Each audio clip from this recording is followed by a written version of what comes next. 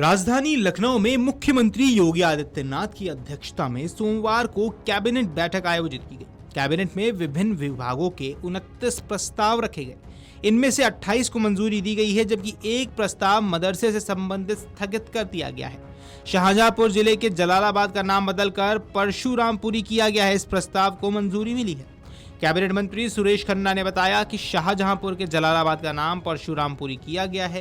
ये जगह भगवान परशुराम की जन्मस्थली है। शासन ने 25 जून 2025 को अनुरोध किया था।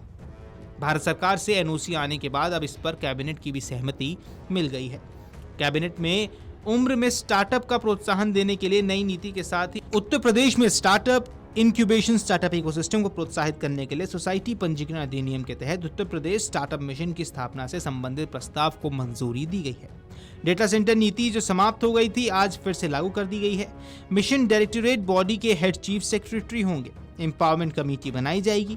अभी तक स्टार्टअप पॉलिसी में प्रोटोटाइप 10 लाख और सीए कैपिटल 15 से 20 लाख है। इंक्यूबेटर संचालन को 40 लाख सालाना अनुदान मिलेगा। 1000 करोड़ का स्टार्टअप फंड रखा गया है और इसमें 400 करोड़ AKTU का है। पशुधन मंत्री धर्मपाल सिंह ने बताया कि सीएम जोखिम पशुधन बीमा प्रबंधन योजना, नस्ल सुधार, पशुधन बीमा और गौशाला के संवर्धन के लिए कई योजनाएं लागू की जाएंगी। पशुओं का बीमा भी होगा।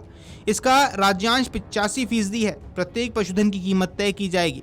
मुर्रा भैंस 75,000, विदेशी हरियाणवी साहिबान गिरी गाय की कीमत 50,000 से 65,000 तक रहेगी। वही बैल की कीमत 40,000, खच्चर गधा आदि 20,000, घोड़ा 60,000, भेड़ और बकरी 6500 रुपए की कीमत में रहेंगे। बीमा का केंद्र का राज्यांश 51%, राज्य का 34% और किसान का 15% रहने वाला है। देवी आपदा, बीमारी और हादसे पर बीमा मिलेगा। गौशालाओं में 1.35 लाख गायें हैं। इन पर हर दिन 8 करोड़ रुपए खर्च हो रहे हैं।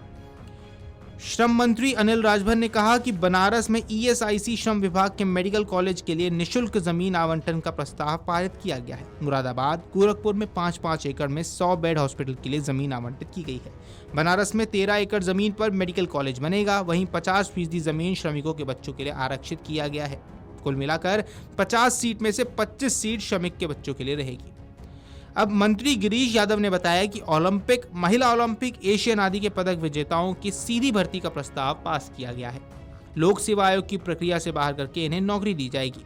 समूह ख और क के लिए ये है 9 पदों पर क्रीड़ा अधिकारी, 9 पदों पर जिला युवा कल्याण अधिकारी और 23 पदों पर उप क्रीड़ा अधिकारी की सीधी भर्ती होगी। कांस्य और रजत पदक विजेताओं के लिए ये पद रखे गए हैं। इसके अलावा कानपुर के बिल्हौर में महर्षि योगी इंटरनेशनल कृषि विद्यालय, फतेहपुर में एंग्लो संस्कृति विश्वविद्यालय की स्थापना और गाजियाबाद में अजय कुमार गर्ग विश्वविद्यालय की स्थापना को मंजूरी मिली है। साथ ही लोक सेवा आयोग के अध्यक्षों व सदस्यों की पेंशन बढ़ाने, उत्तर प्रदेश में स्टार्टअप इंक्यूबेशन स्टार्टअप, शाहजहांपुर के जलालाबाद कस्बे का नाम बदलने के प्रस्तावों को मंजूरी मिली है। इसके अलावा सुरेश खन्ना लखनऊ और गाजियाबाद के बाद नगर निगम गोरखपुर और मुरादाबाद में बॉन्ड की सुविधा दी जाएगी। 80 और 50 करोड़ का बॉन्ड रहेगा। राज्य वित्त आयोग के तहत 10% की व्यवस्था अन्य जरूरतों के लिए की जाएगी। होमगार्ड्स के लिए 5 लाख तक के कैशलेस इलाज की सुविधा की व्यवस्था की गई है और इसके लिए 35.5 करोड़ सालाना की व्यवस्था की जाएगी। अगर आप ये वीडियो YouTube पर देख रहे हैं तो हमारे चैनल को सब्सक्राइब कर बेल आइकन दबाएं और Facebook पर देख रहे हैं तो हमारे पेज को लाइक करें।